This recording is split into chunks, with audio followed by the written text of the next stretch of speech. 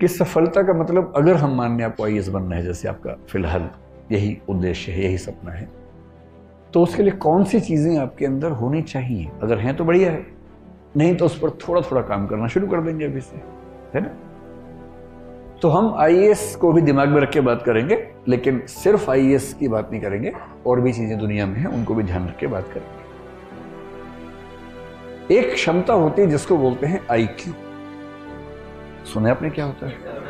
ये आई क्यों नहीं है, आईक्यू है ना? ठीक है, आईक्यू। इसकी फुल फॉर्म क्या होती है? Intelligence quotient.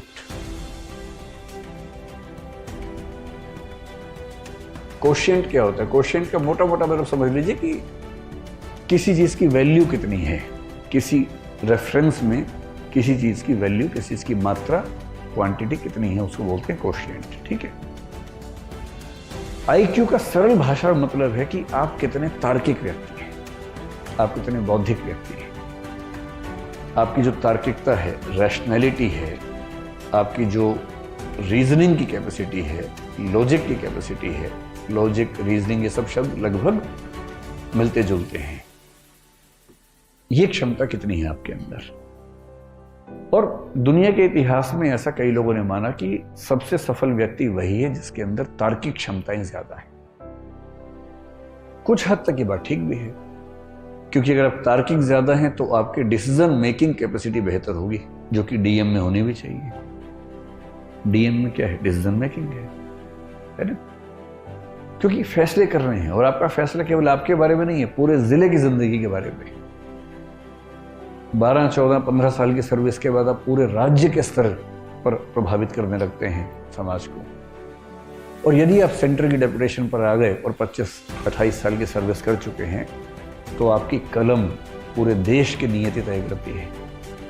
इसलिए बहुत जरूरी है कि आप सोच समझकर फैसले करें।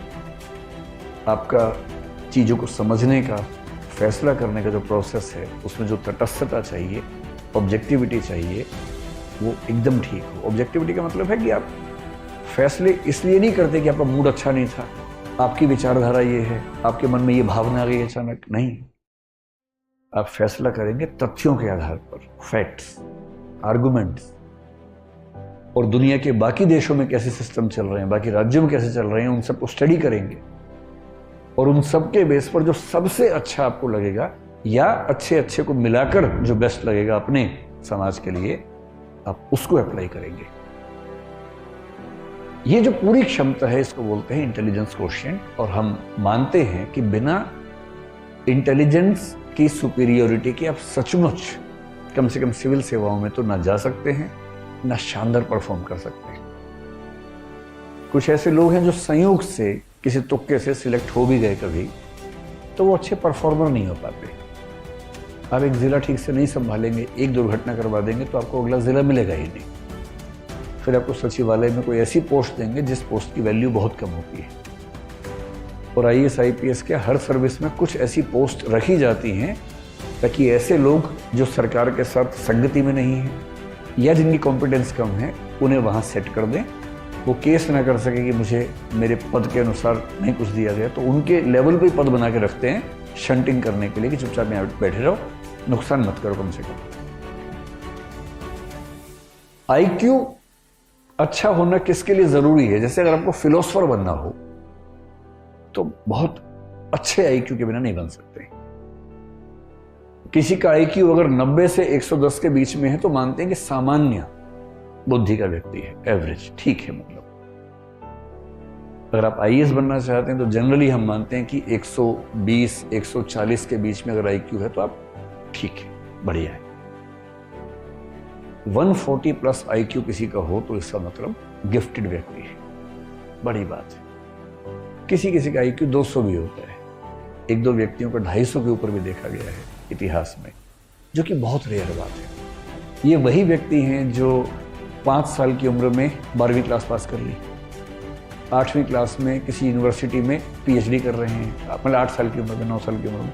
कभी सुना है आपने ऐसा? ये वो बच्चे कि 8-9 साल की उम्र में उनके दिमाग का इतना विकास हो चुका है कि, जैसे एक बच्चे की कहानी में एक बार पढ़ रहा था, शायद अमेरिका यूरोप में किसी देश में था वो बच्चा, तो उसकी उम्र थी शायद 5-6 साल के आसपास। तो अपनी उम्र के हिसाब से जो क्लास होती है पहली दूसरी क्लास, उसमें बैठा हुआ था। सब बच्चे पढ़ रहे हैं, मैडम के साथ गाना गा रहे हैं एकदम। मैडम कह रहे टी से टोमेटो, सब बोले टोमेटो। ये सो रहा है आराम से। टीचर ने उसको बड़ा समझाया, पुचकारा, धमकाया कि भाई क्लास में पार्टिसिपेट करो। ये करता ही नहीं था। हालत ये हो गई कि स्कूल ने कहा कि भाई ये चल नहीं पाएगा। ये तो एडिसन के साथ भी ऐसा ही हुआ था। और बाद में जब टेस्ट किया उस बच्चे का आईक्यू निकला 200 के आसपास, और तब पता लगा कि उस बच्चे का मेंटल लेवल 10वीं क्लास का हो चुका था। बिठाया था पहली क्लास में। आप बता रहे टी टोमेटो, उसका दिमाग जोमेटो भी सीख चुका है। जैसे उसको 10वीं क्लास में भेजा, मतलब वो 1 साल का क्लास जो है वो 1 महीने में आराम से कर लेता था। 8-10 साल की उम्र में यूनिवर्सिटी में चला गया, 12-15 में प्रोफेसर बन गया। अब है ऐसा आईक्यू तो क्या करें, किसी किसी का होता है। और आईक्यू में दिक्कत ये है कि आईक्यू हमारे चाहने से नहीं बढ़ेगा। आईक्यू में बड़ी मात्रा इस बात की है कि आपको जेनेटिकली, बायोलॉजिकली कितना आईक्यू मिला।